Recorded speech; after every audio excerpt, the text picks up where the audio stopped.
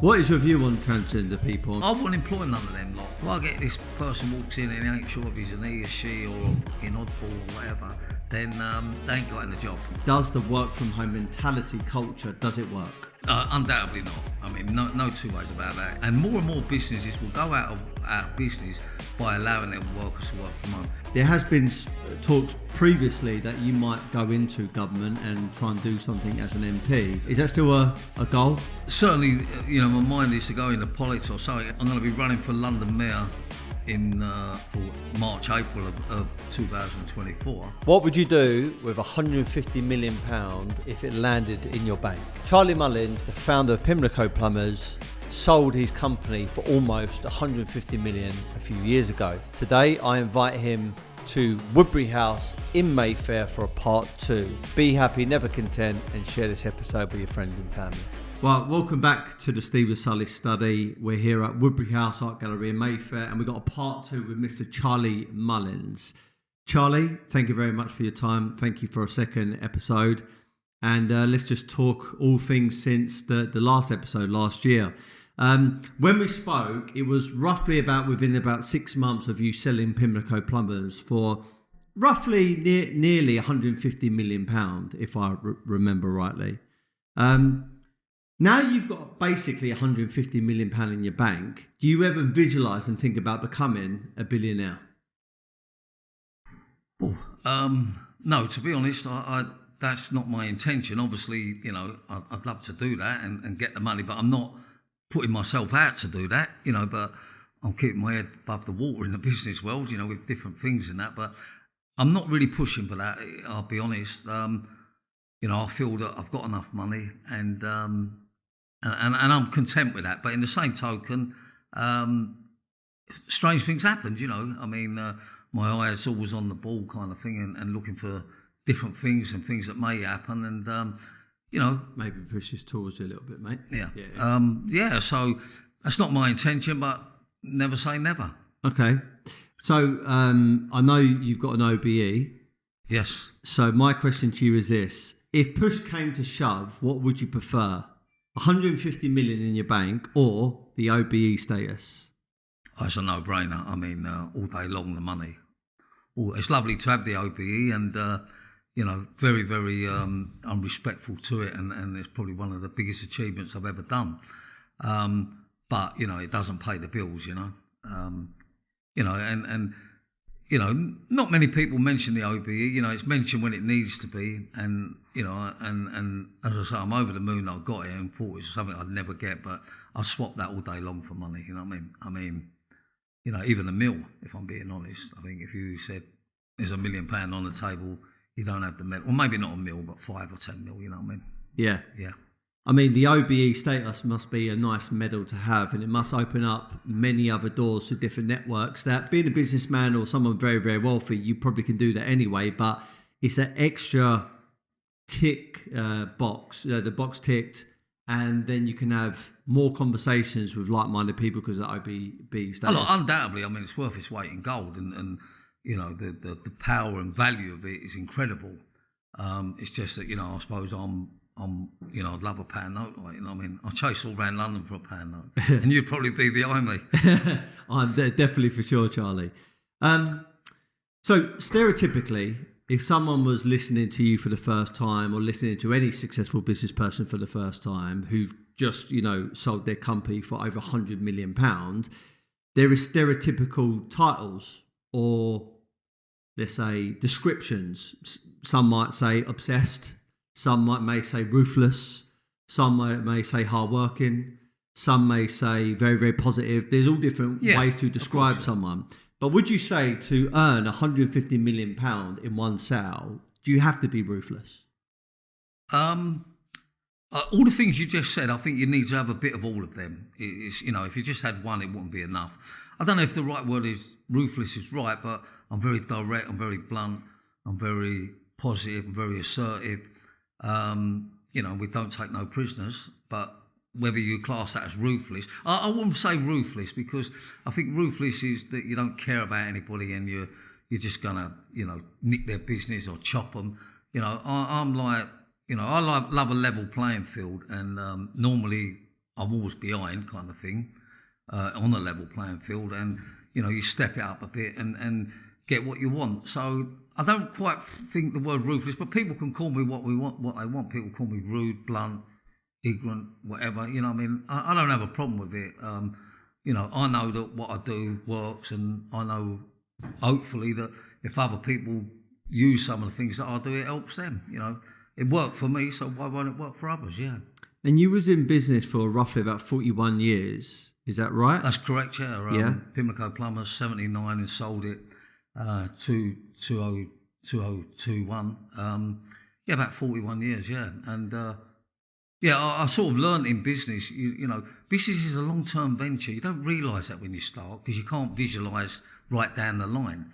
But as the years tick by, and if you're doing okay, and it takes a while to get the proper success. Even if you've got it 1 year, it's continuously got to keep going. And I will say to anybody, the longer you're in business, the better you'll be at it. And if it's going to work for you, it ain't going to work overnight, kind of thing. I wish I'd known that at the start, because you don't. You know what I mean? You just think, you're going to hit the big time.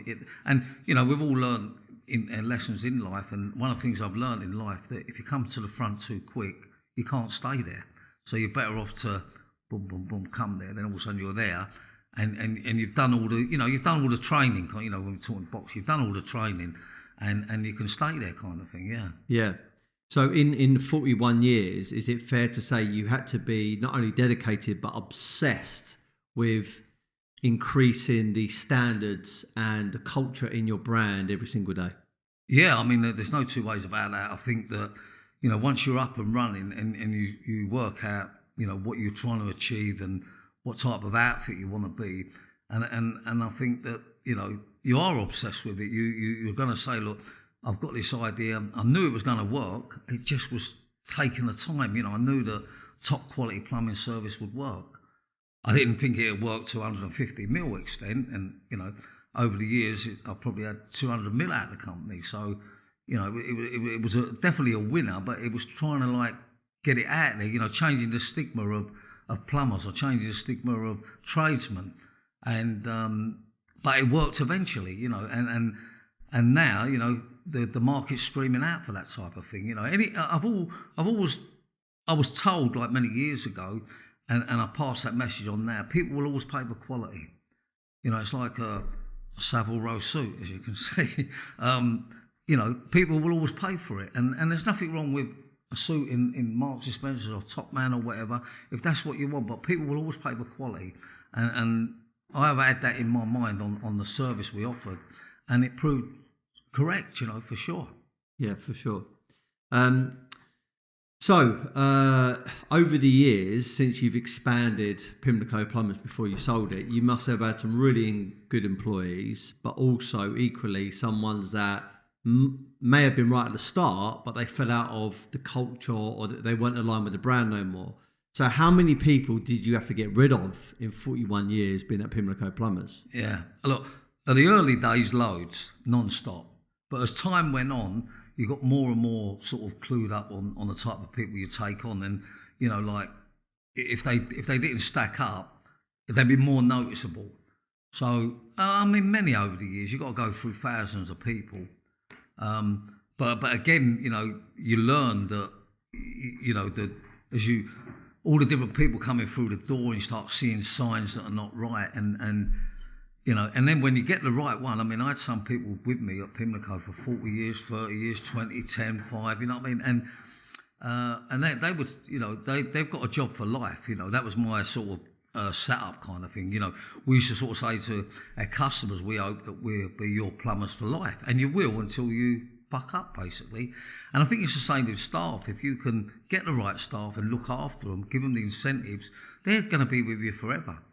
And, I've heard people go to me, oh, I'm a terrible sort of person to work for and all that. And, and that's their view, and that's that. But they obviously, an employer doesn't want to get rid of staff. They don't want to get rid of you. You want to make sure they're right. You do everything you can to think they're right.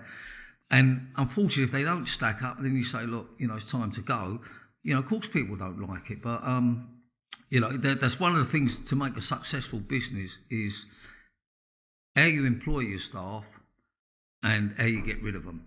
And any business that I'm going to go into or get involved with, my policy is if you bring them in the right way and you've got it sorted at the HR end, so, on the recruitment side, you bring them in correctly, they're what you want, and then if and when you've got to get rid of them, you can get rid of them the right way. You've got a winning formation because as they come in and you put them through how you want them to work, and then if they've got to go, you can do it the proper way, and it works. So, so important to get the recruitment right, and so important to get the HR right. You know what I mean? Because and I don't think you can fail on that basis, providing in between that you've got a product that people want to pay for, and you've got it right. I mean, the bit in the middle, simple. Getting them in and getting rid of them is the difficult thing. And I don't know if I've ever asked you this question, but I get a feeling you're going to know the answer anyhow. As an employer, when do you think is the best time to get rid of someone? I know this answer because I've actually listened to a few of your podcasts, and it's the moment that you start thinking about it. That's correct, yeah. And and if you think about what I just said, so as soon as you start thinking, well, he's coming in late, he's a pest, he smells of booze, he's this, he's that, always got a million problems kind of thing. And they often don't go away, you know what I mean? And I've learned in the end, I mean, sometimes people used to ring me up, especially my son that was running the call centre, and they go, we've got so-and-so, and, he started coming in late. And he said, I already know the answer. He said, and then he's like, then he's making excuses, and all that, and then he smells the booze and all that. And I said, he's got to go. He said, well, I knew you'd say that. And I don't think it's ruthless. You've already given them a chance, and they're not children. They're not on like 2 bob money. They're on top dollar, and it just sends the wrong message round the building. You've got someone in that's negative. If they. A lot of people live off employers now. They live off the fact that you can't get rid of them. You can't this. The answer is get rid of them. Don't worry about going to court and messing about and all that kind of thing. You're going to do it the right way, and if you slip up, you're still better off. You know what I mean? I mean, some people used to say to me when I've got rid of someone, they go, "Oh, I'm going to take you to court. I'm going to this," and I was bringing you in $100,000 a year and all that, and my answer is that I'm better off without you. You know what I mean? And whatever's going to be attacking me for it, let's have it, because I know that you're not right, kind of thing. And that is such a bad thing in a business, having people that are wrong. You know what I mean? And you can get them right. I mean, you've got to give them their opportunity. But a lot of people were just, they've got that chip on their shoulder and, don't really want to work and all that nonsense. Yeah. About having integrity, I guess. I heard as well from previous interviews and podcasts that you've done, you say that plumbers are really good liars. How true is that? Did I actually say that? Yeah, as in plumbers are really good liars because they come up with really good excuses. Yeah. Or sorry. Okay. Yeah. I probably meant it not just plumbers, but we used to get a lot of, when I first started off, a customer ring you up and say, "Can you come and finish this job? My plumber's van's broken down. My plumber's his wife's expecting a baby. He's broke his arm." And this was a general thing that people make excuses over the years, and we got all the excuses. And then, when the customer used to ring, and they go, I wonder if you can finish it, plumber. I've been waiting 6 weeks, and I used to say to them, "Was he broke his arm?" "Oh, how do you know that then?" I said, "Well, that means he doesn't want to do the job. He makes out he's got a better job, or his van keeps broken down, or his van was stolen, or his van was broken into." I mean, I'm not saying them things don't happen, but people come out with them lies and excuses, and I wouldn't just say it was plumbers. I'm just saying, unfortunately, that's the lies that people tell. And we run an honest company and very transparent. And I said to our call centre staff, tell the customer the real reason why the plumber's late, why he ain't there, or don't give him all that he's got stuck in traffic. You just look, he's running late. He didn't turn in today. Do you know what I mean? And I said, if you're honest with people, they go along with you. I say, okay, well, look, get me someone else. But you start all that nonsense about the van's broke down and he's broke his arm and his wife and and the cat ain't drunk his milk last night and all this nonsense. So I just think that the best way to deal with it is the honesty side of it. And as I say, you very rarely get a plumber ringing and says he's ill. It's always like, the cat ain't drunk the milk, or the postman ain't turned up, or my granny's like, we're celebrating my granny, she died like 200 years ago, you know what I mean? And all this nonsense. But some of the excuses they come out with are just amazing, you know what I mean? I mean, when they always do that one, oh, wife's been ill all night, and all that, and I'm, he says, and oh, I've been looking after her and all that, and I'm thinking she wouldn't want you looking after her if she was ill, you know what I mean? Like she'd want you out the house, but they just come up with like, and not just plumbers, it's generally a lot of people. And I love it when someone just comes on and tells the truth, you know what I mean?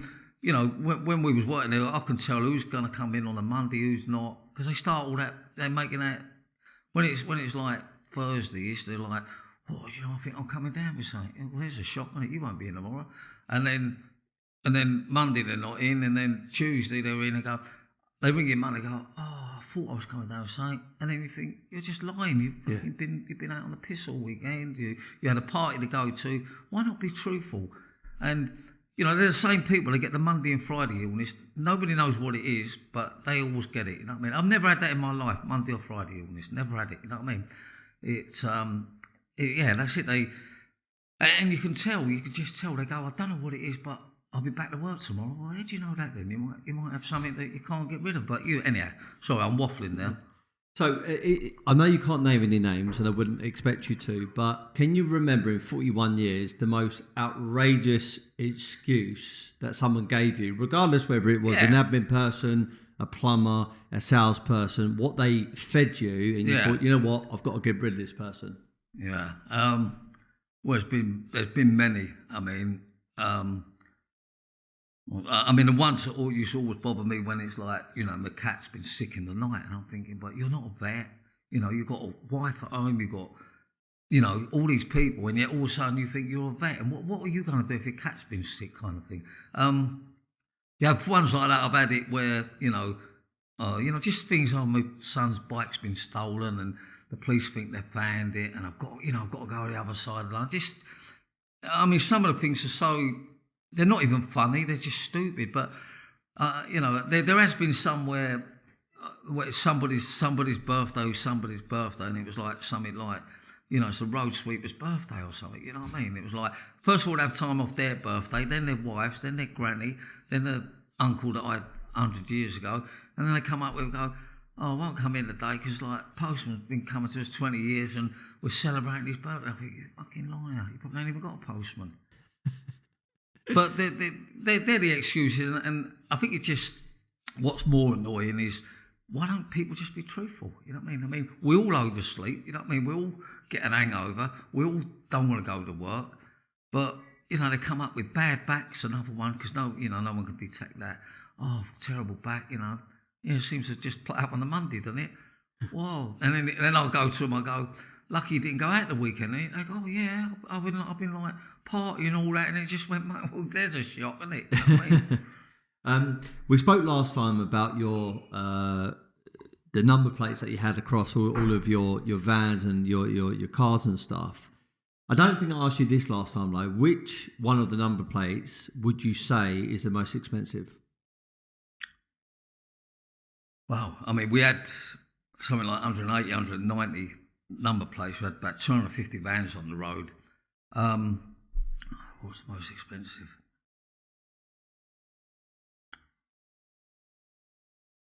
I think it may have been, what's that one called? It's like 24/7. No, Call Out. Call Out was quite expensive. That was a great one, Call Out, because, that's universal. So many companies could use it. Or if you get anything 24/7,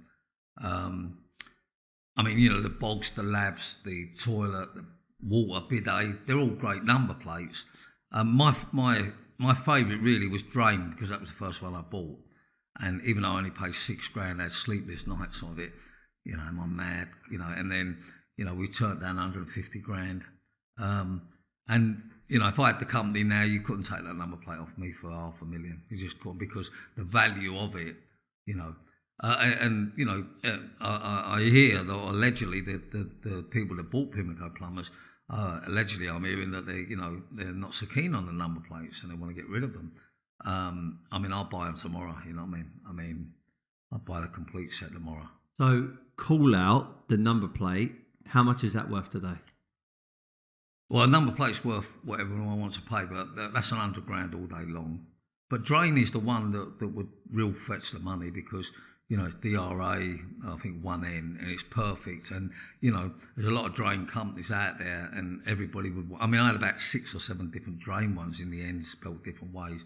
But the real original drain, I mean, we turned down £150,000 sort of 20 years ago for it. So I would put that up for about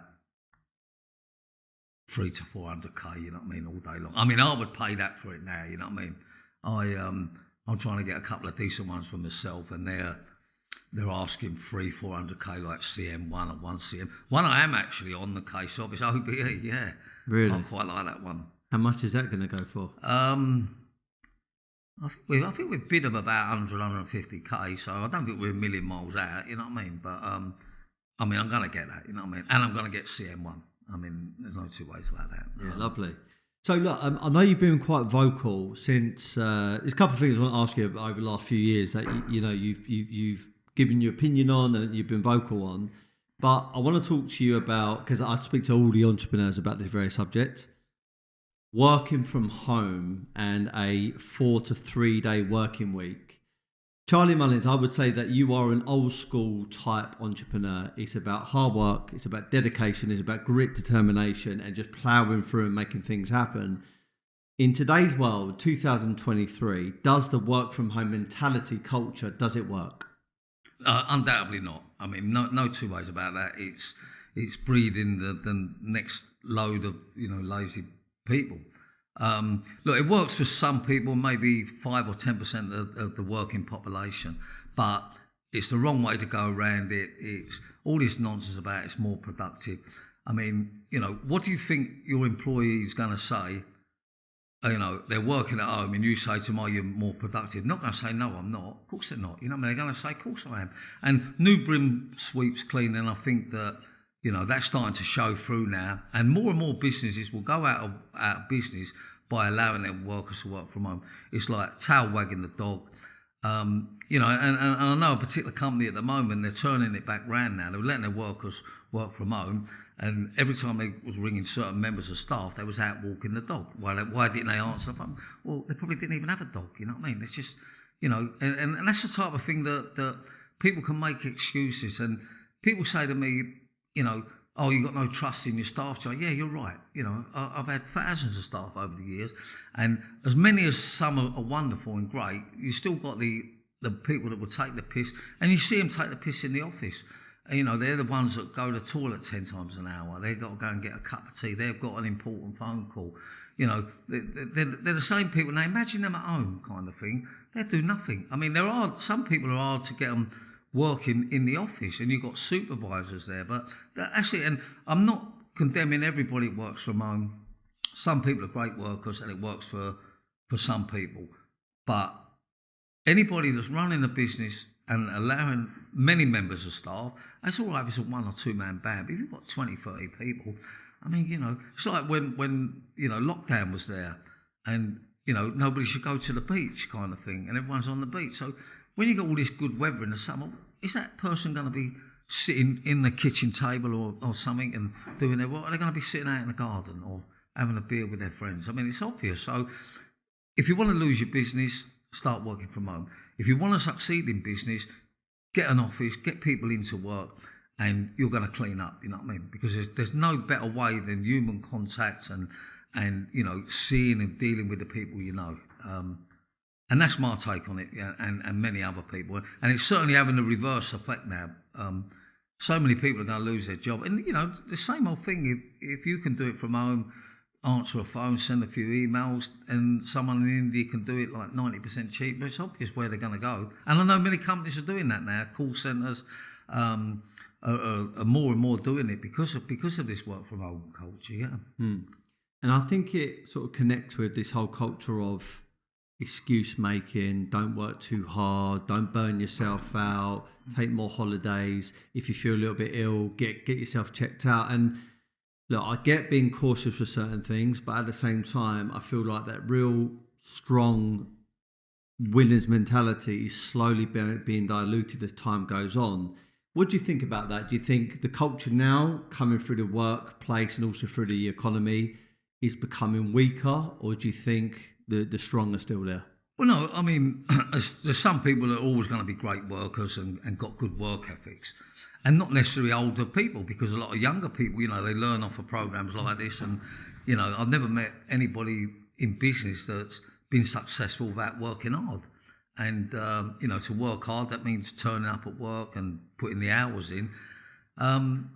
So I think a lot of people are thinking the opposite way, but there's still a lot of people know that that's the way to do it. And I say, if you want to succeed, it's not as difficult as it sounds. It is about, don't do what everybody else does and knock that working from home nonsense on the head. I actually think we should bring in 2 rates of pay, say 50% or 50% less for people who want to work from home.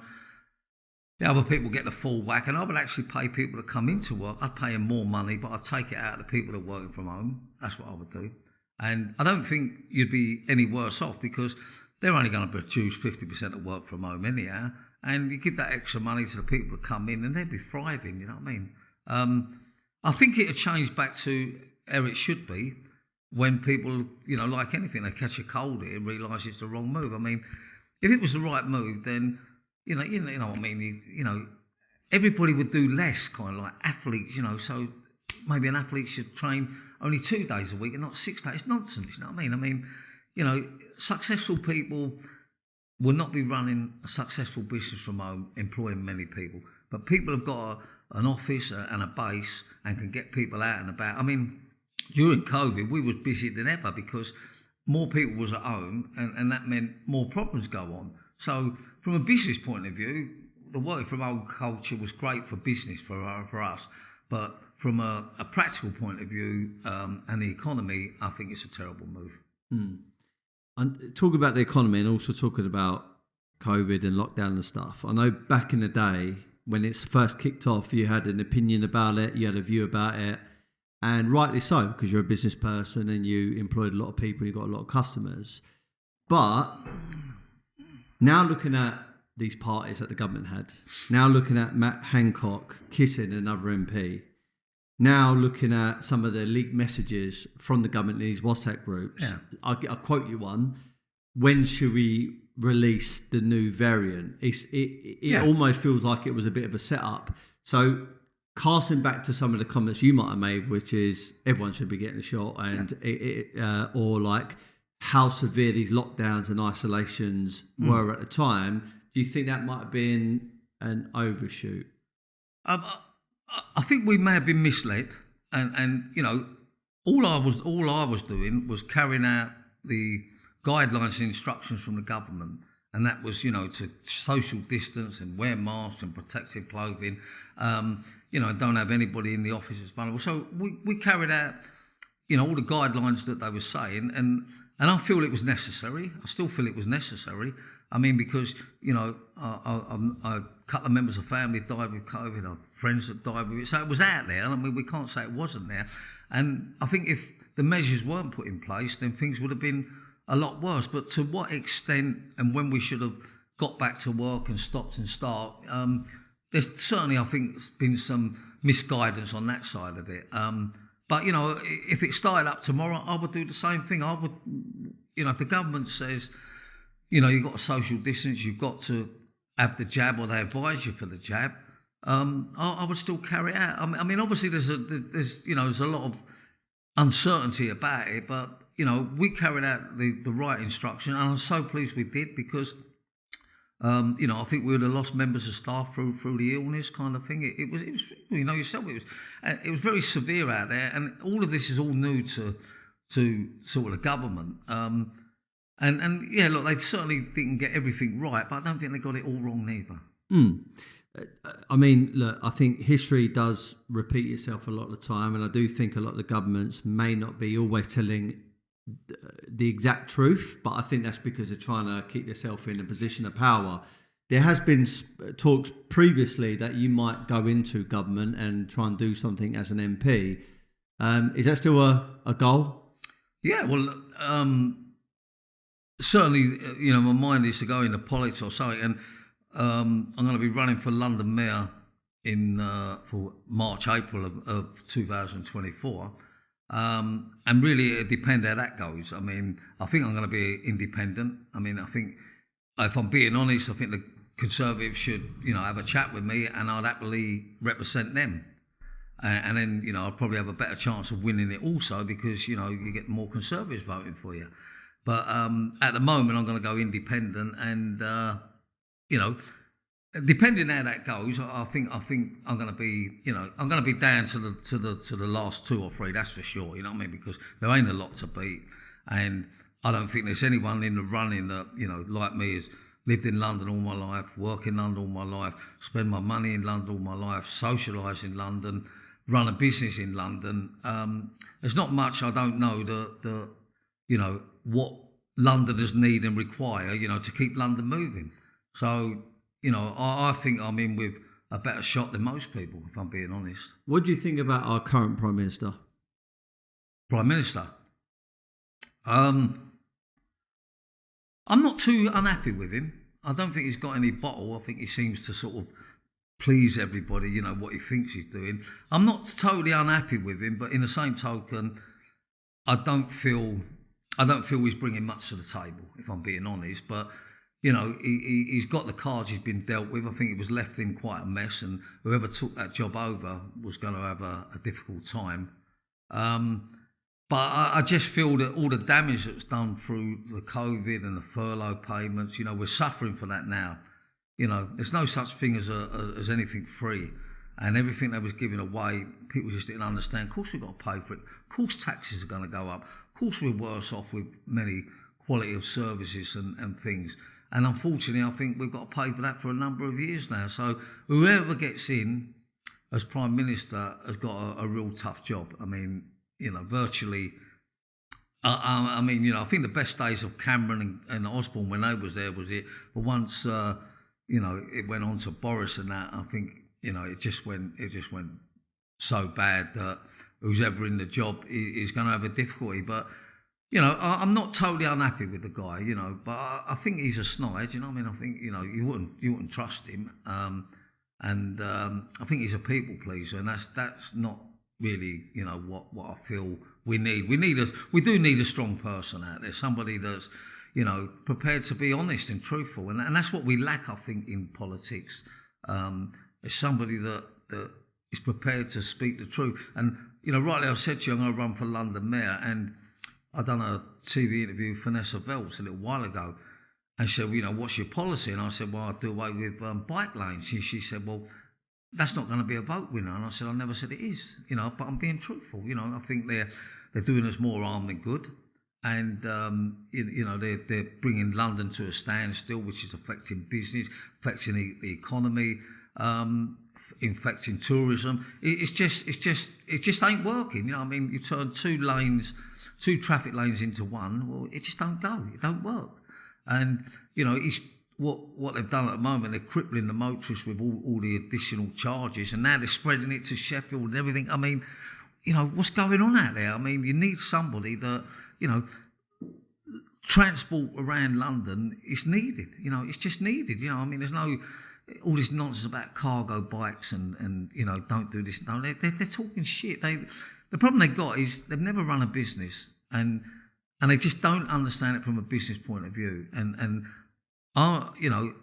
To get London moving, you need to get the roads moving. It's so obvious. They've got I just come back from New York. They've got cycle lanes there, but they're not sort of taking the lion's share of the road. And everybody knows that if you look at a cycle lane, 2 hours a day maybe they use. And it's so obvious that then they put a big blank pavement, then they put a big lane there, then they put another lane, and you think, what's going on here? It's just, I know it ain't a vote winner, and I know it's going to upset cyclists, but at the end of the day, I honestly feel that to get London moving and get us back as a great city, you've got to be have someone that's brave, not just a people pleaser. I would do away with all this congestion nonsense, and just get London moving. And it's such a shame businesses are shutting down now because of a cycle lane. and you please somebody. He rides his bike half hour and half hour at night. I mean, what's wrong with him sharing the bus lane? I would turn bus lane into taxi lane, that is, bike lane, and all commercial vehicles in that lane. And I would spread, people sort of using the times kind of thing. You know what I mean? So that it flows differently. But you go up Park Lane, and half the road is cycle lane. You can go from one end of Park Lane to the other, and you will not see a cyclist. And of course, at 8 o'clock in the morning, there's 100 of them. And you've got the park there. They've got a cycle lane in the park. I mean, it's madness. You know what I mean? I mean, I think he's been the worst mayor we've had, and it just doesn't seem to get any. He's got no business knowledge whatsoever, and that's what worries me if Labour get in. They're not business orientated. You need business people that to run London, because all their money comes from businesses, and if the businesses are not in operation, then we're going to go backwards. It reminds me a little bit about the Donald Trump being president sort of conversation. Yeah. He not necessarily a people pleaser, and not everyone loved him, clearly, but you can't deny that he basically backs up a lot of things that he said. So what's your views on Donald Trump as a leader and as a president? Yeah, I think it was great. Absolutely great. You know what I mean? Didn't part with no old nonsense. He said he's going to do this, going to do that. And I think it was a shame when he lost it. I think it's rigged anyhow, and I actually think he'll come back and win again and get in there. And we need people like him. We've got to have people that are prepared to put their head above the parapet wall and tell people that, when something ain't right, it ain't right. And, unfortunately, we've become a culture now, as you know, like with the woke brigade and all that. You can't tell them this, can't say this, can't do this, can't do that. It's like when you're employing people. I don't mean it's a case of discriminating. If you feel that person's not right for the job, then for me, you have every right of who you employ and who you don't. And you have your own terms and conditions. And I remember setting up a business when I set the business up, and it was so important to put the do's and don'ts and the terms and conditions, like call it the Pimlico Bible. And I think that's what you've got to have with many things, that, if that's your company, these are the rules. If you don't like it, go somewhere else, kind of thing. But everybody's scared to, you can't say this, you mustn't say this, you've got to call him. Come on. We're it's quite clearly there's a him, a he, a male or female. I'm not going to go in down the road of if you ain't got this and you got that and you're doing this and you're doing that. It's male or female, and I wouldn't employ none of them lot. When I start a new company up, if I get this person walks in and he ain't sure if he's an he or she or a fucking oddball or whatever, then they ain't got in a job. And I couldn't care about discriminating, or couldn't care. I still know I'm better off without that person, because they're troublemakers. My wife's dad, he's like sort of pretty much retired, but he works at a school in Devon, and they've recently just installed a load of unisex toilets, and he said it's caused more problems because, no, in actual fact, how it started is there was guys who now considered themselves as females going into female toilets. So what they've had to do is build loads more gender neutral toilets, and that's also caused a lot of problems in the school. Of course, because people dip in and out of them all the time. What is your view on transgender people? I mean, clearly there's a culture of it now, but is it as simple as men are men and female female? Undoubtedly. No two ways about it. I mean, if they can't make their mind up, you know what I mean. I mean, it's obvious who's male and who's not. And all this nonsense in the toilet, I mean, I think I'll speak ere I see it. I've struggled to go in a unisex toilet. I got one at Great Britain, GB News, and you walk in there and there's like 4 or 5 cubicles, and I'm walking in, there's a woman standing there, like, whatever makeup. And I come out, I can't go in there, because what would concern me, it doesn't take a lot for someone to say you've done this, done that, and you could be coming out of the cubicle and doing your flight. You know what I mean? And I struggle with it, and I've gone in one or two, like in the hairdressers, and I'm saying to the woman in there in the toilet, "Oh, sorry, I'll come back." I'm like, "No, it's all right. Oh no, like, I'll leave it." You know what I mean? It's wrong. It's just not right, and it's going to lead to a million problems. And you just know where it's leading to, and how they've allowed it to happen. And it's so unnecessary. We've had male, female for thousands or millions of years, and you'd be respectful to you know what I'm trying to say. It's just so wrong. And how can you put sort of women and girls through the fact that they're in that cubicle and they've got a man in the cubicle next to him, and God knows, you know what I'm trying to say. I mean, bloody hell. I mean, it's just. Well, I've got 2 young boys. I've got a 1-year-old and 4-year-old, and they're very much boys. I know they are. Yeah. I would not take too kindly to a teacher, the media, or another parent saying, well, are they actually boys or could they actually be girls? Yeah. But that actually does happen. So if someone started treating or talking to one of your grandkids saying, well, are you sure about your gender? How would you react to that? Well, if they said that to me, or your grandchildren, like a teacher, because that's what's happening around the world. Well, I don't know how my grandchildren will answer it, because you say they get quite scared of things like that, and it depends what age they are. But from my point of view, it's clearly birth certificate says you're male or female, and irrespective of how they're dressed and how their hair is, that's it. Because you put different clothes on doesn't turn you into a female, and because your mind may think like that. And I'm not against people that have this issue and problem with it. That's the cards they've been dealt. But they just need to be respectful that it's insulting people's intelligence, male or female. Keep it simple. And I say it's just going to lead to so many problems. And I mean, as I say, as you're saying it now, I'm thinking, just come back from airports, and often now they've got a toilet that the male or female can go in, but it's uncomfortable. And if it's uncomfortable for a male, how must it feel for a woman? I mean, it's just so wrong, and the problems that it's gonna happen, and people are gonna be accused of, you know what I mean? Like someone could be drunk and a woman says, oh, he was trying to get in the door, he was looking under, or what. These things are going to happen. And if you're put in that position, it's an hard one to get out of. And that's, I'll make it quite clear, I will not go in the toilets there if women are in there. I mean, I'm not going to do it. And I just think it's wrong. And I think it's disrespectful. And I'm like you, I don't listen to all these like oddballs that come up with these rules. You know what I mean? They're not normal. They're like freak of natures, aren't they? You know what I mean? Some of the things you hear, and it's insulting to women. Blokes on the internet or whatever they call it, and I suffer from this, and I've got this, and I've got, and you're thinking, come on, you know what I mean? Nobody could be that stupid. You know what I mean? I mean, as I say, I know they need help, them people, but we mustn't let them think that they're right, you know what I mean? We mustn't allow them to be right, and it's not going to happen in my lifetime. Whoever I employ will be male or female. There'll be male and female toilets, and if I had an oddball there and he ain't sure what he is, then he won't get a job with me anyhow.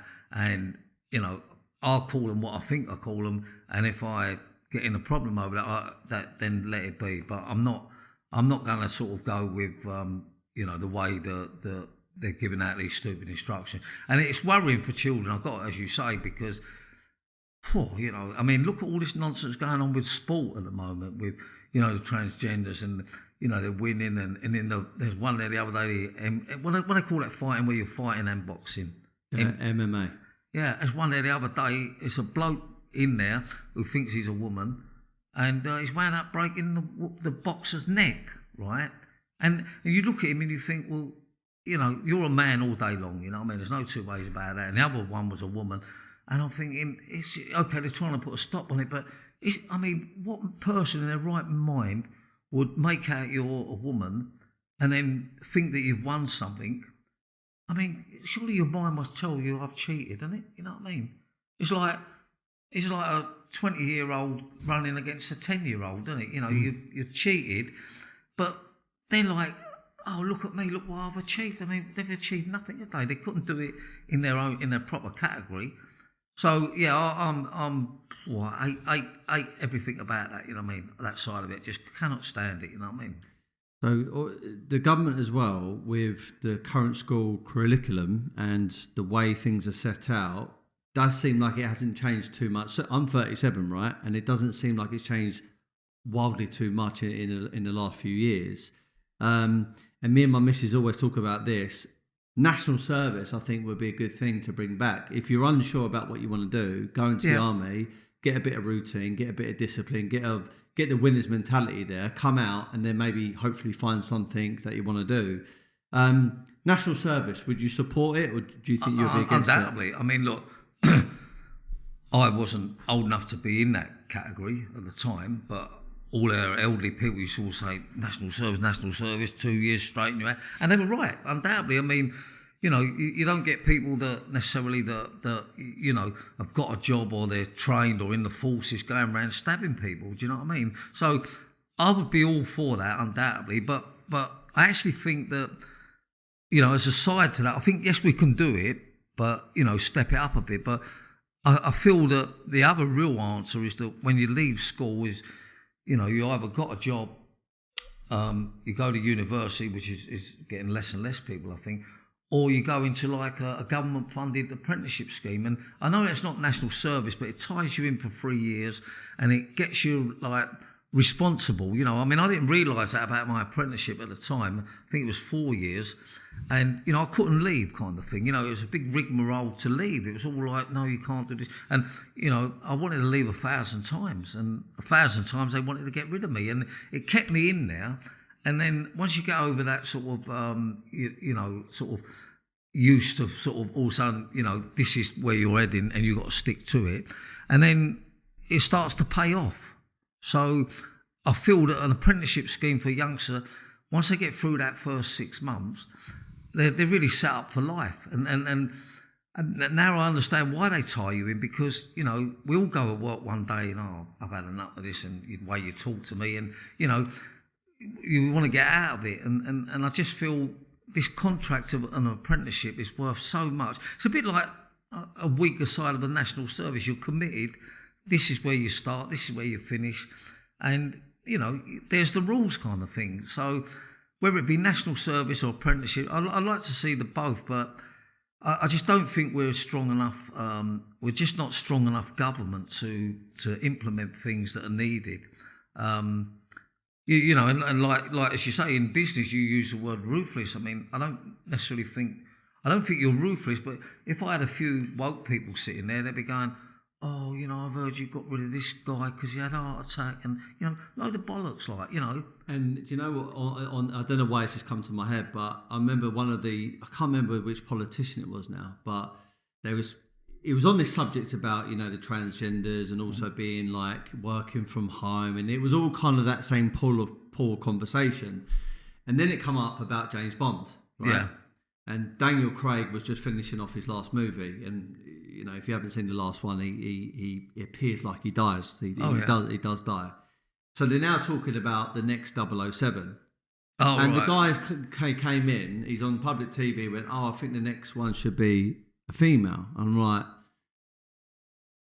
are you saying that because you honestly mean it, or are you saying that to be a bit of a people's pleaser? And it's, again, this whole culture of inclusion. Let's include everybody. You know, like you get a medal for coming second, or you're a winner if you just take part. It's not about winning, it's about taking part. And it seems like the message is always being sort of diluted down. On that note, James Bond, should the next one be a female, or should it be remaining as a male?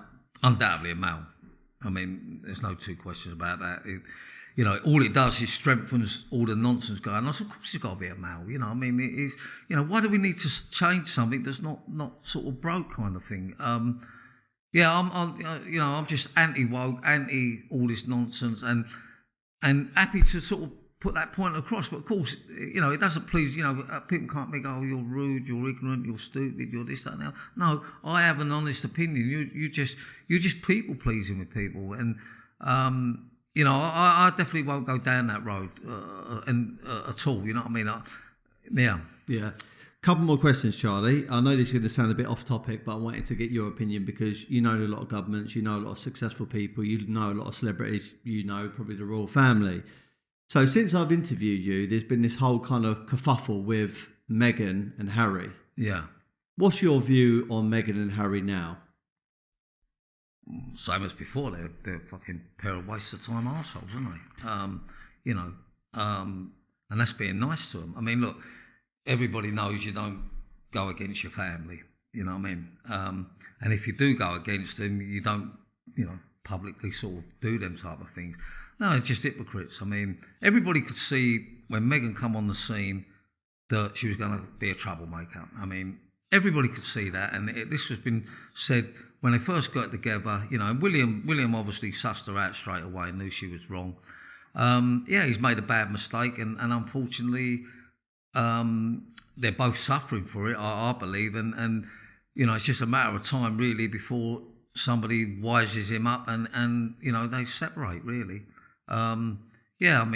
Just what's gone on is just disgusting. I mean, most people couldn't live with that in your family, but you're talking about a royal family that traditionally for years have been serving the nation, and they got the respect of people, and now you've got two people like that just selling stories and making fools of themselves. So, I always used to think Harry was a good guy. He was portrayed as a good guy, but now I just think it was all window dressing. I think he's always been a snide light and a creep, and a wrong one, supposedly. I mean, for a father to not disown his son, but to be honest and speak up, I mean, the man's just an embarrassment, isn't he, really? He seems a bit inconsistent because they were both saying about they wanted a quiet life. They weren't doing anything for the money or doing it for publicity. But then they went on to probably the most famous podcast stroke show in the world, which is Oprah Winfrey. And they done this exclusive interview for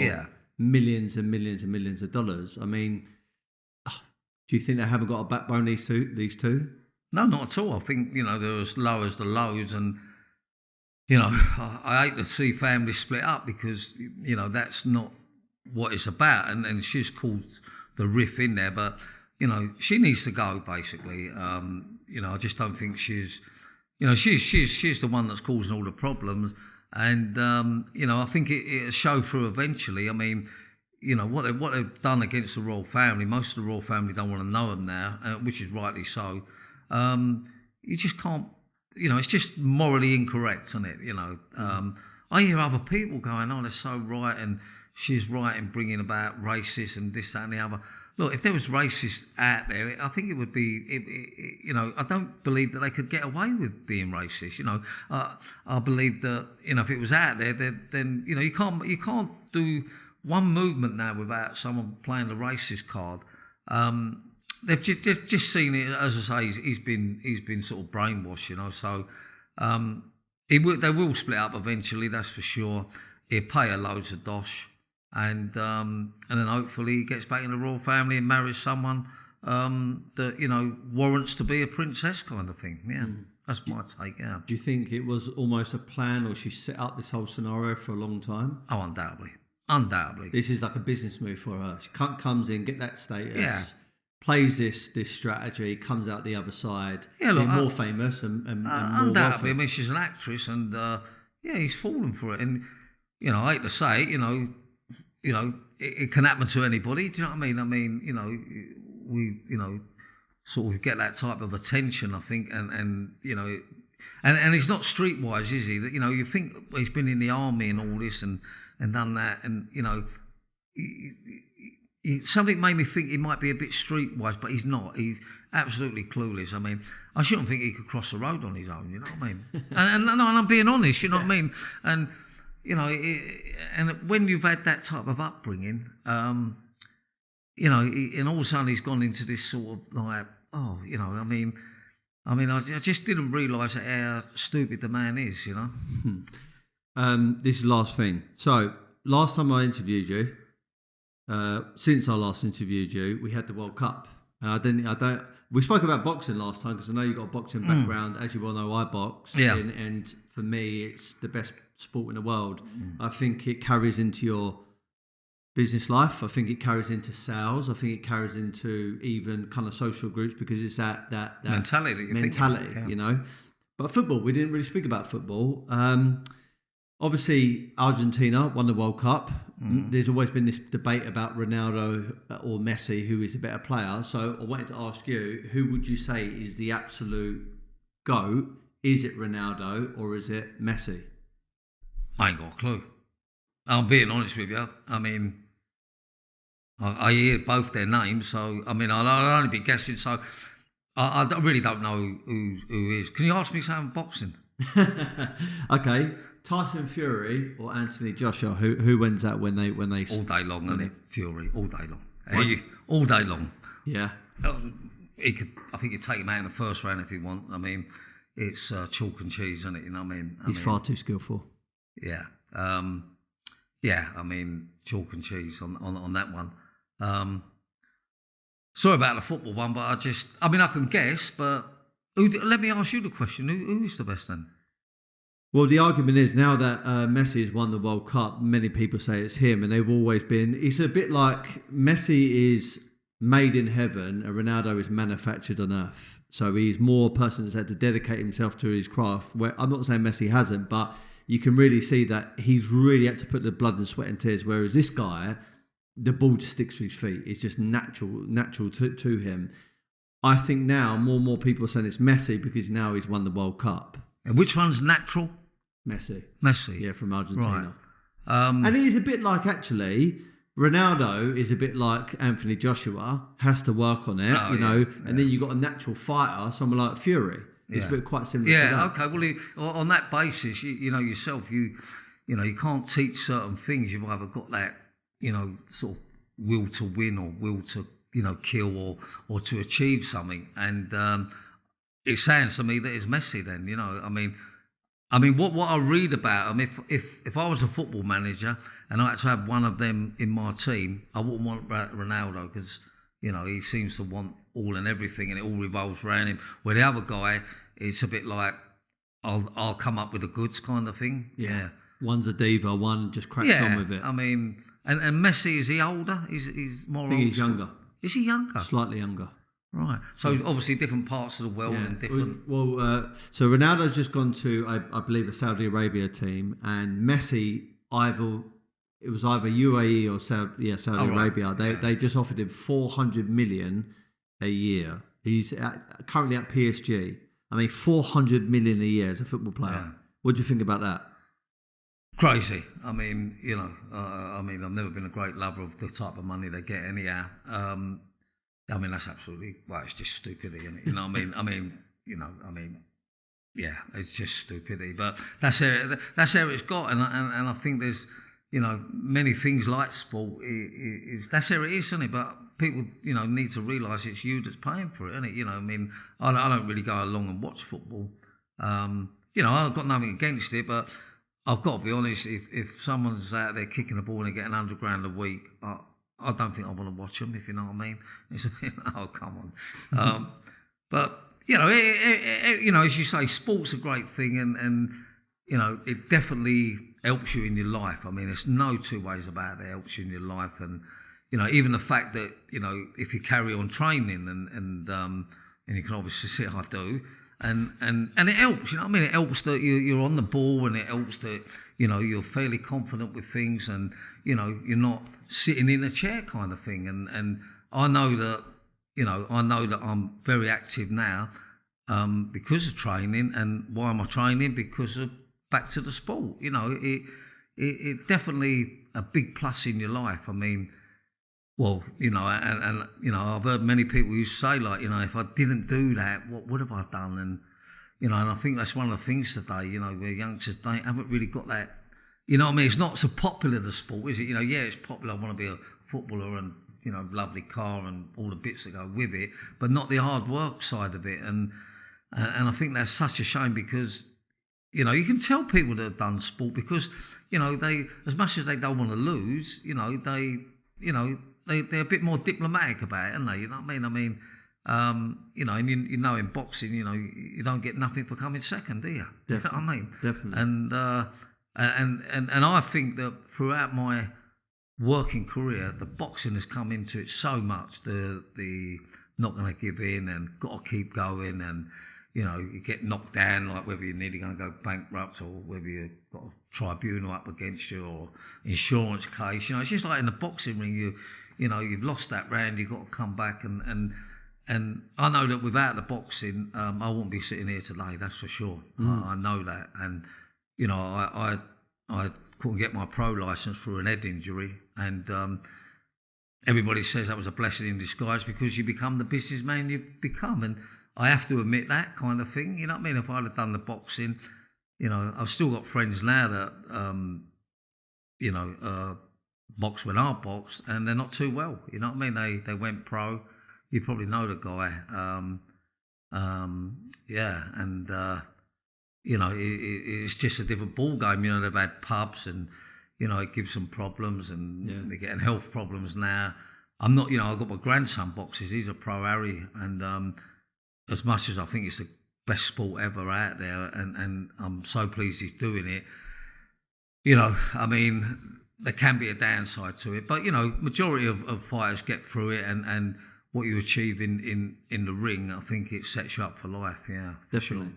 Sure. So I asked you this question last time. This is the last question. Be happy, never content is my philosophy, my catchphrase, my mantra, which I try and live by every single day.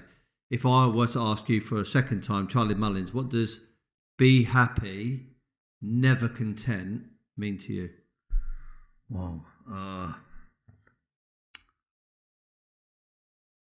Well, be happy is obvious, you know what I mean? That's, you know, you get up, you're enjoying life, you know, good or bad, you're happy.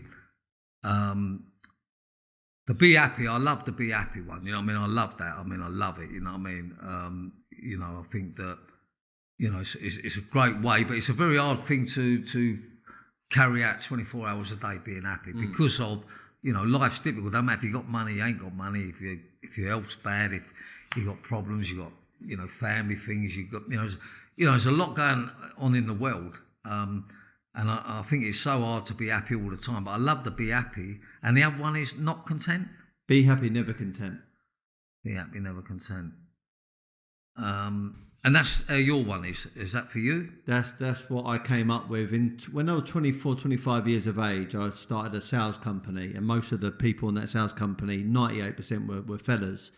So there's a lot of alpha male type people, and to keep them in check, to focus on the day, the task in hand, came up with a mantra which goes, be happy, never content. And on the face of it, it seems like they're conflicting messages. Yeah. Because be happy, you would also think that's being content at the same time. My thing is, regardless whether you're having a bad day or good day, you can find happiness within that moment. And never content means you're happy with life, but you're not satisfied with all the results. So you're driving forward. Okay, well, look, I'm a million for that then, because if I've got this car, I want that one, the better one. If I go to an hotel and I've got this room, I want the better one. And, you know, if I buy an house and before I've even moved in that house, I'm already looking at the one that's better and working out how I'm going to get that. And it's often been said to me that you haven't got to keep getting better, Charlie. You haven't got to keep wanting better. But I don't think there's nothing wrong with that. You know, I could have been happy and content, you know, in like, you know, a poxy council flat, like, you know what I mean, like in a shithole on the rock and a mistake kind of thing. I could have been happy there, you know, as happy as Larry, you know what I mean, and then would I be content of having that? You know, I still know people that I knew years ago, and they're still living there, and they're living that life, and that wouldn't be for me. And they often say to me, like, I'm glad you've done well, but you know, I wouldn't want to do all that, you know, worrying about work and chasing pound notes and doing this, doing that. I disagree with them. You know, Albert Einstein said if he had his time again, he'd be a plumber, and that's exactly what I would be. Yeah, undoubtedly on that. And I believe I'm happy. You know what I mean? I don't think I'm unhappy. I mean, I've got no reason to be unhappy. But you know, am I content? The answer is no. You know, I mean, no, that's for sure. You know, you've heard me say that I'm going to go on another business in 18 months' time. You know, got involved with Great British Radio as chairman. My partner's a singer, and I'm sort of helping to push that forward. I'm doing property in Lambeth. I'm doing property in London, not in London, in Marbella. And I'm still looking for the next thing. So, you know, I'm certainly not content, but I'm certainly happy with what I've achieved in life. I mean, you know, I'm definitely happy. And, you know, like you said to me earlier, are you working towards being a billionaire? And I'm not, I'll be honest with you, because, you know, a lot of hard work, you know what I mean? And you know, I don't want to die of hard work. I want to be able to enjoy it. And I know we all talk about this life balance and all that. And, you know, at one time mine was 95% work, and now I'm probably 60% not and 40%, you know, am working. And it feels a nice balance, you know what I mean? It feels a nice balance. But if I was short of dosh, you know, I'll be up and running tomorrow, you know what I mean? Mm. Charlie, thank you for your time, mate. I really, really appreciate you coming over to the new gallery. And on that note, what do you think about the new space? Yeah, look, first time I've came over here at Sackville Street, and you know, it's very spacious. I can see that you're showing off the paintings a lot more quality going on, and I feel it's a big move you've made. But yeah, I'm blown away with the gallery. I feel that. You know, I feel that hopefully that when I get invited back again, you know, I think you're going to tell me that you're really booming. You know, I know you're taking on some new artists and that, and it seems that this type of business seems to be a great investment these days. What I'm hearing, so I'm very impressed with the building. I mean, it's a type of building I would buy, if I'm being honest with you. And you know, we had a little chat about it, and you know, it's an amazing building, and I think to be where you are in Mayfair, it ticks a lot of boxes. Yeah. Thank you, Charlie. All right, Well wicked. Well, we'll definitely do a part 3 in the future, and thank you very much. And if everyone has enjoyed this, please subscribe, share it, and leave a comment. Thank you very much, Charlie, again, and be happy, never content.